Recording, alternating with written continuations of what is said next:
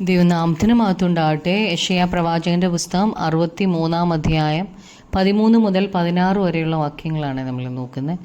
13 വാക്യത്തിൽ, അവർ ഇടറാതെ വണ്ണം മരുഭൂമിയിൽ ഒരു കുതിരയെ പോലെ അവരെ ആഴങ്ങളിൽ കൂടെ നടത്തുകയും ചെയ്തവൻ എവിടെ? അപ്പോൾ പരിശുദ്ധാത്മാവിൻ്റെ നേതൃത്വത്തിൽ ദൈവം ഈ ജനത്തെ ഇടറാതെ നടത്തും. 14 വാക്യത്തിൽ, താഴ്വരയിലേക്ക് ഇറങ്ങിച്ചെല്ലുന്ന കന്നുകാലികളെ പോലെ യഹോവയുടെ ആത്മാവ് അവരെ തഞ്ചുമാറാക്കി. അങ്ങനെ നീ നിനക്ക് മഹത്വമുള്ള ഒരു നാമം ഉണ്ടാക്കേണ്ടതിന് നിന്റെ ജനത്തെ നടത്തി. കന്നുകാലി താഴ്വരയിലേക്ക് ഇറങ്ങിച്ചെല്ലുന്നത് പോലെ യഹോവയുടെ ആത്മാവ് അവർക്ക് വിശ്രമം നൽകി.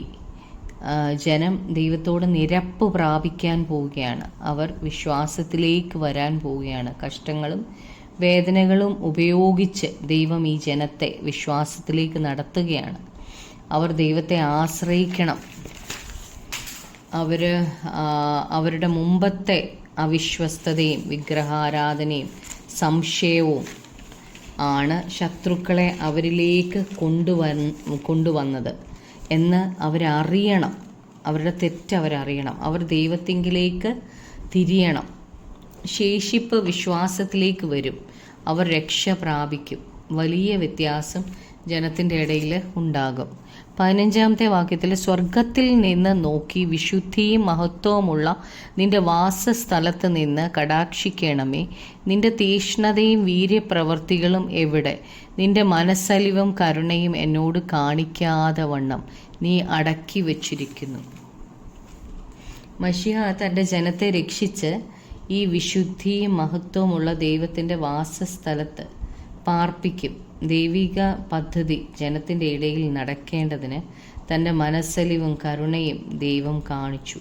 തൻ്റെ ജനത്തിൻ്റെ ഇടയിൽ ഒരു മാറ്റം ദൈവം ആഗ്രഹിച്ചു. 16 വാക്യത്തിൽ, നീയല്ലോ ഞങ്ങളുടെ പിതാവ്. അബ്രഹാം ഞങ്ങളെ അറിയുന്നില്ല, ഇസ്രായേലിന് ഞങ്ങളെ തിരിയുന്നതുമില്ല. നീയോ യഹോവേ ഞങ്ങളുടെ പിതാവാകുന്നു. യുഗാരംഭം മുതൽ ഞങ്ങളുടെ വീണ്ടെടുപ്പുകാരൻ എന്നാകുന്നു നിന്റെ നാമം. ഇപ്പോൾ അബ്രഹാമിനെ കുറിച്ച് ഇവിടെ പറയുന്നതിൻ്റെ കാരണം അബ്രഹാം വിശ്വാസികളുടെ ആയതുകൊണ്ടാണ്. എന്നാൽ ദൈവമാണ് അവരുടെ പിതാവ്. അവരെ കരുതുന്നത് ദൈവമാണ്. സകല ജാതികളുടെയും പിതാവാണ് അബ്രഹാം. വീണ്ടെടുപ്പ് വിശ്വാസത്താലാണ് സംഭവിക്കുന്നത്. അബ്രഹാമും ഇസഹാക്കും അവസാന നാളിലുള്ള ജനത്തെ നോക്കുമ്പോൾ അവരിൽ അവിശ്വസ്തതയും മത്സരവും ഒക്കെ കാണാൻ കഴിയും.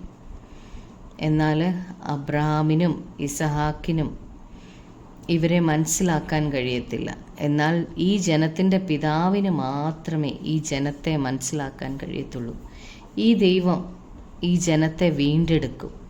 ഈ ദൈവത്തിന് ഒരു മാറ്റവുമില്ല. ദൈവരാജ്യം സ്ഥാപിക്കാനായിട്ടാണ് ദൈവം തൻ്റെ ജനത്തിൻ്റെ ഇടയിൽ മാറ്റം കൊണ്ടുവരുന്നത്.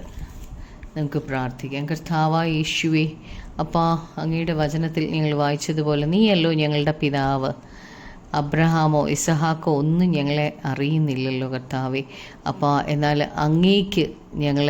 അങ്ങേക്ക് ഒരു മാറ്റവുമില്ലല്ലോ. അങ്ങ് ഞങ്ങളെ വീണ്ടെടുപ്പാൻ ശക്തനാണല്ലോ കർത്താവേ.